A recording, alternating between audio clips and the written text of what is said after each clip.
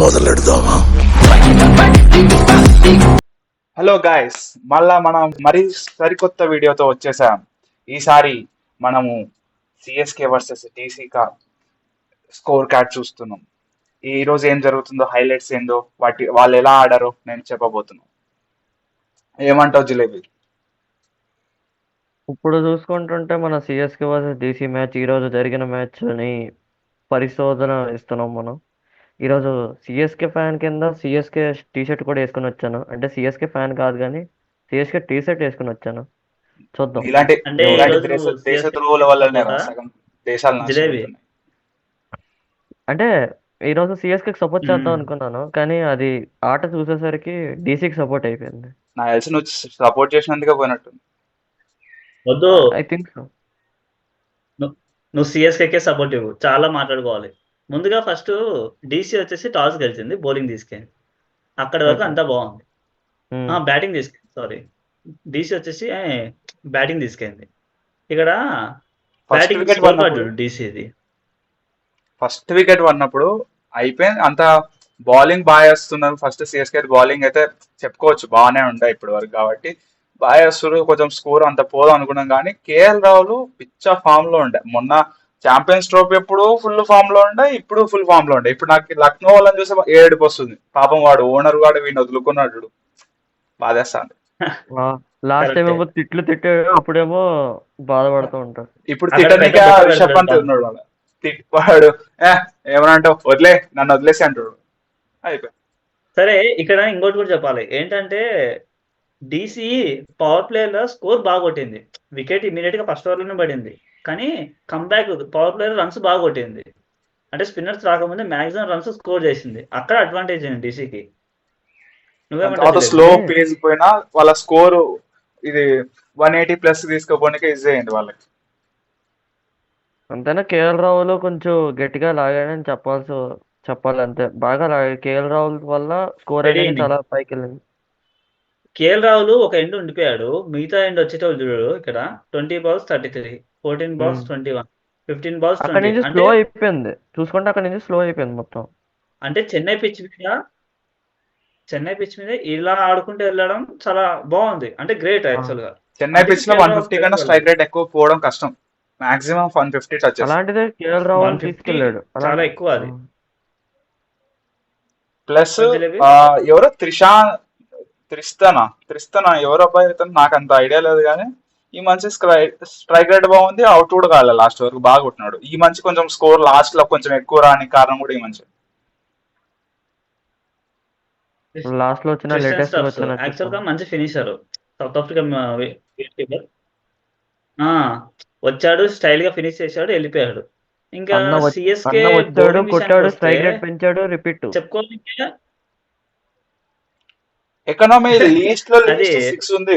6 economy అంటే కూడా చాలా ఎక్కువనే అనిపిస్తుంది. మామూలుగా లెక్క ప్రకారం 6 అంటే చాలా ఎక్కువ ఎకనామీ. కరెక్టే. 4 ఉంటే మంచిగా ఖలీల్ వేసాడు అవుతాడు, అనుకుంటాం మనం. 2 wickets 25 runs. ఓకే జిలేబీ, నేను ఒకటి అడుగుతా.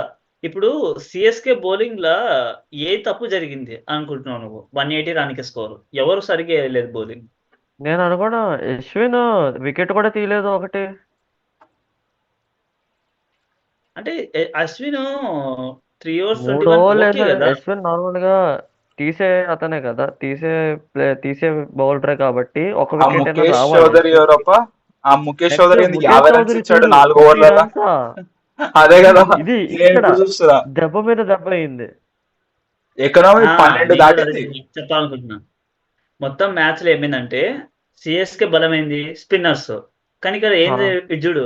అశ్విన్ 3, రవీంద్ర జడేజా 2, నూరు ఆ, 3. ఎవరు 4 ఓవర్లు వేయలేదు ఇక్కడ మ్యాచ్ లో.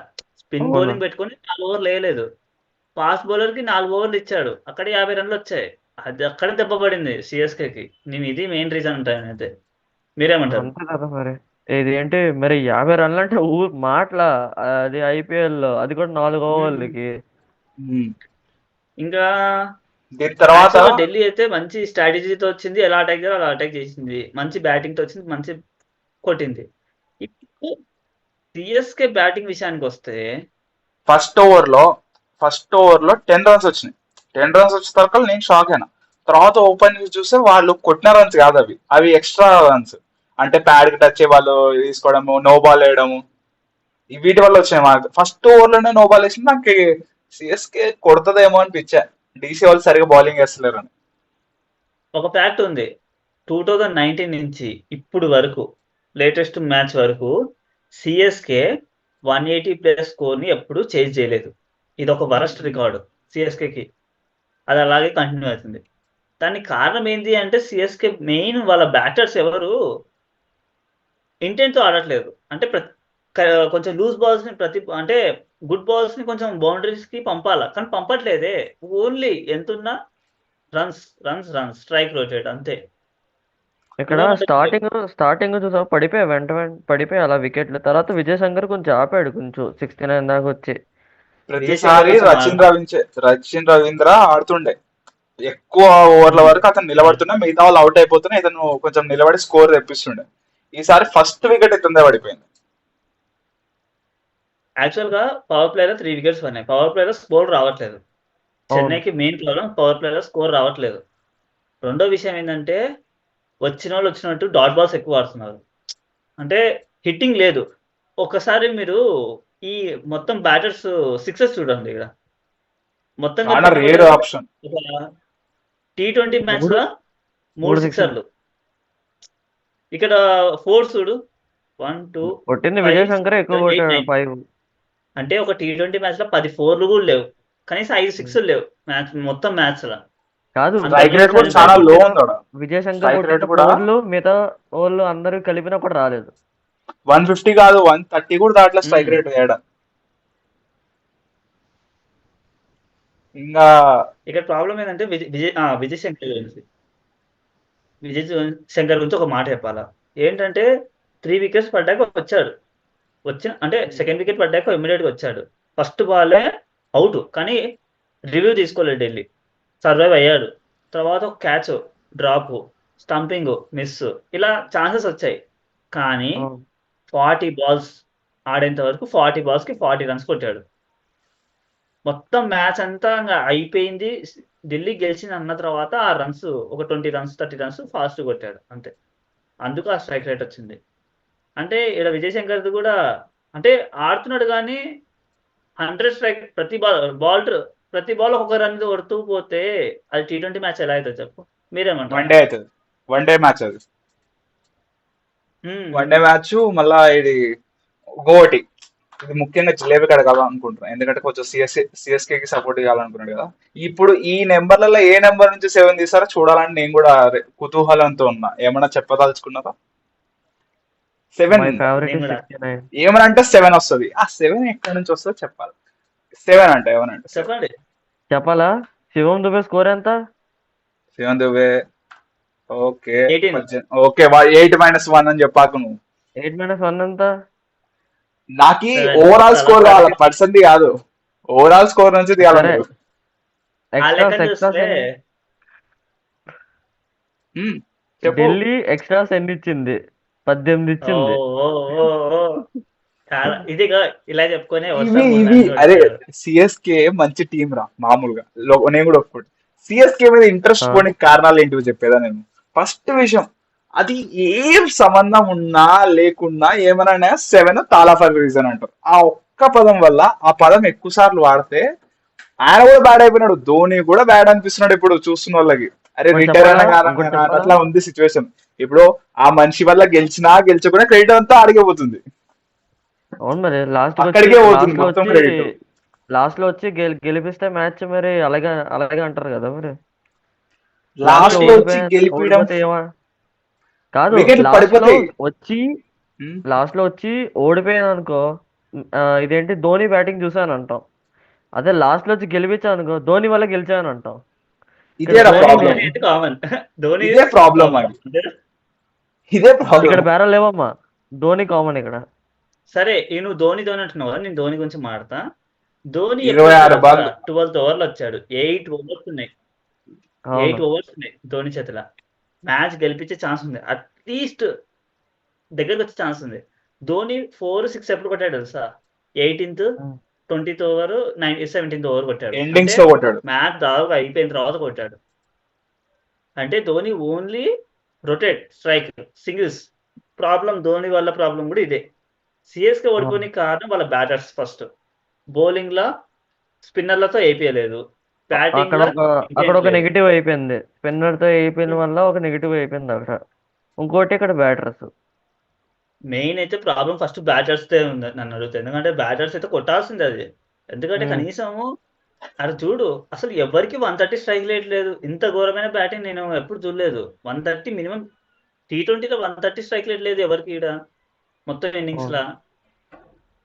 ఉండాలి గదా కొంచెమన్నా. ఇంకో క్వశ్చన్ అది అయిపోయింది ఎవరు ఇప్పుడు. మరి ఇంటెంట్ లేకుండా ఆడితే ఎట్లా? రెండిటి గురించి మనం కామెంటరేట్ ఇచ్చినాం కాబట్టి ఇప్పుడు అవుట్ ఆఫ్ ది బాక్స్ సరే క్వశ్చన్ అడగబోతున్నా మ్యాడ్ మ్యాక్స్ కి. మీరు ఏమి అడుగు. చెప్పదలుచుకున్నారు మొన్నటి మ్యాచ్ గురించి? మొన్న ఎస్ఆర్హెచ్ వర్సెస్ ఆ! ఏదో జరిగినట్టుందిగా, గుజరాత్. మాటలు రావట్లేదు. అదే లెమ్మ అంటే హ్యాంగ్ అయిపోయినట్టు యాక్టింగ్ చేస్తున్నాడు, అదే స్ట్రక్ అయిపోయినట్టు యాక్టింగ్ చేస్తున్నాడు. హలో అది మ్యాడ్ మ్యాక్స్, మ్యాడ్ మ్యాక్స్. అది చూడు ఆ! యాక్టింగ్ లెవెల్స్, అబ్బా అబ్బా నేను అబ్బా, చూస్తున్నా. ఏమన్నా యాక్టింగ్ అచ్చా. నేను యాక్చువల్‌గా కూడా నీకోసమని వినబడట్లేదు. ఒక మీమ్ క్రియేట్ చేసిన, అంటే ఒక మీమ్ చూసి వచ్చా. ఎస్ఆర్హెచ్ అనేది it is made in China.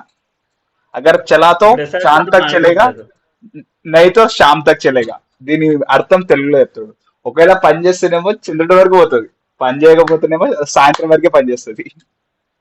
ఇప్పుడు సర్లే, సీఎస్‌కే గురించి అవన్నీ మాట్లాడుతున్నాం. సీఎస్‌కే అవన్నీ డీసీ వద్దు. మ్యాచ్. ఎస్ఆర్‌హెచ్ మ్యాచ్ పాయింట్కి రా, కాదు ఇది. పాయింట్కి రా. SRH versus ah! DC match. సరే ఇక్కడ మీరు సారీ సారీ, సిఎస్కే వర్సెస్ ఢిల్ డీసీ. ఢిల్లీ బౌలింగ్ గురించి మాట్లాడండి ఒకసారి. ఢిల్లీ బౌలింగ్ ఎలా ఉందంటారు? మీరేమంటారు? స్టార్టింగ్ వచ్చినప్పుడు మిచ్చర్ స్టార్క్ ఫస్ట్ ఓవర్ వేసినప్పుడు ఎక్స్ట్రా చాలా ఇచ్చాడు. నేను అప్పుడే ఏందో చాలా గలీజ్ చేస్తున్నాడు బౌలింగ్ అనుకో, ఫస్ట్ ఓవర్ లోనే చాలా ఎక్స్ట్రాస్ ఇచ్చాడు. చాలా ఏంది, వాళ్ళు కొట్టింది 4 runs కానీ ఎక్స్ట్రాస్ ఇచ్చిందే 6 runs ఇచ్చాడు. కానీ ఆ ము- ఓవరాల్ ఢిల్లీ బౌలింగ్ చాలా సూపర్ ఉందంట నేను. హా, అంటే అంటే యావరేజ్ వాళ్ళతో పోల్చుకుంటే బెటరే, కానీ వీళ్ళది కూడా 6 పైనే ఉంది కాబట్టి అంత పెద్ద గ్రేట్ అనను. నేను అక్షర్ పటేల్ ఒక్కటి, ఇంకా అతను వెటిరాన్ టీ20 బౌలర్ ప్లస్ ఒక్క ఓవరే వేసాడు. కాదు. టీ20లో 7 కింద ఉందంటే చాలా మంచి ఓవర్ అనుకుంటున్నాను. ఎందుకంటే టీ20లో ప్రతి ఒక్కరు ఇప్పుడు వచ్చేటోళ్ళు కొట్టుకుంటూ వెళ్ళేటోళ్ళే. హిట్టర్సే. ఆ లెక్కన చూసుకుంటే బిలో 6, 7 అనేది 8 అనేది చాలా మంచి బౌలింగే. ఇప్పుడున్న సిట్యుయేషన్‌లో. నువ్వేమంటావు జిలేబీ? అంతే కదా మరి, ఎలాగా హ్మ్. అయినట్టు. ఏం మాటలు వస్తున్నా మొత్తానికి సిఎస్కే సపోర్ట్ ఇస్తున్నాను. ఢిల్లీ వరుసగా 3 మ్యాచ్‌లు గెలిచింది. టేబుల్ టాపర్ ఇప్పుడు. మరి ఏ ఈసారి నెక్స్ట్ సిఎస్కే, మీ ప్రిడిక్షన్ ముంబై, ఏంటి? Next SRH. లేదు మ్యాచ్ లేదు, ప్రిడిక్షన్ నేను ఒకటి చెప్పాలనుకుంటున్నా. ఈసారి చెప్పు. చెప్పు. టేబుల్ టాప్ లో ఉన్న ప్రతి ఏ టీము కప్పు కొట్టింది కాదు. అసలు అన్ప్రిడిక్టబుల్ కరెక్ట్. టీమ్స్ అన్ని టేబుల్ పైన ఉన్నాయి. కప్పులు మొత్తం అవునవును. సీజన్స్ లో 18 సీజన్ నుంచి కొట్టిన కప్పులన్నీ కింద ఉన్నాయి. యెస్. లుక్వి అదే కదా స్టార్టింగ్ అంతా కావాల్సింది. ఇలాగే ఉంటది, తర్వాత అంతా కథ మారిపోతుంది. చూస్తూ ఉంటావుగా. చూద్దాంలే జిలేబీ. సరే, ఇప్పుడు నేనేమడుగుతున్నా అంటే final question. Next match review గురించి అడుగుతున్నా. నెక్స్ట్ మ్యాచ్ వచ్చేసి ఆర్ఆర్. Punjab versus RR. అది కూడా అదేంది పంజాబ్ హోమ్ గ్రౌండ్ లో. ఎవరు గెలవబోతున్నారు? మీ ప్రిడిక్షన్. పంజాబ్ గెలిచే ఛాన్సెస్ ఎక్కువ ఉన్నట్టు అనిపిస్తుంది, ఎందుకంటే వాళ్ళు పిచ్చ ఫామ్ లో ఉన్నారు. I agree with you. Jalebi నువ్వేమంటావు? Also going to Punjab only. సరే, మీ ఇద్దరు ఎందుకంటే పంజాబ్ అన్నప్పుడు నేను పంజాబ్ రాజస్థాన్ కెప్టెన్ సపోర్ట్ పేరు చేస్తా. చెప్పు. రాజస్థాన్ పంజాబ్ కెప్టెన్ పేరు చెప్పు ఆ? జిలేబీకి శ్రేయస్ అయ్యర్ అని కోసం. చెప్తాడులే. ఏం ఆ, తెలియదు నువ్వు అనుకున్నావు? నువ్వు చెయ్యి ఆగువానికి. ఏంటి, వాడు చెప్పు. సిఎస్కే సపోర్టర్ కాబట్టి సిఎస్కే గురించే మాట్లాడతాడు. అంతే కదా జిలేబీ? నాకు సంబంధం లేదు అసలు. ఓకే. మన ఎవరో సబ్స్క్రైబర్స్ ఏ టీం సపోర్ట్ చేస్తారో కామెంట్లు శ్రేయస్ చెప్తారు. అయ్యర్. ఓకే. మన చాలా తొందర. సబ్స్క్రైబర్స్ ఏ టీం సపోర్ట్ చేస్తే కామెంట్లు చెప్తారు. తర్వాత మన వీడియో నచ్చితే సబ్స్క్రైబ్ చేయండి, లైక్ చేయండి, షేర్ చేయండి. మరిన్ని వీడియో కోసం మా ఛానల్ సబ్స్క్రైబ్ చేయండి. పక్కన ఉన్న గంటను కూడా నొక్కండి, మర్చిపోకండి. నొక్కట్లేదు చాలా మంది. ఇంకా ఇక మంచి ఈ వీడియోస్ వీడియోకి తో ఇంతే. మీ మరి ముందుకు నెక్స్ట్ వీడియోతో వచ్చేస్తాం. మళ్ళీ కలుద్దాం. Okay. See you. Signing off. It's jalebi.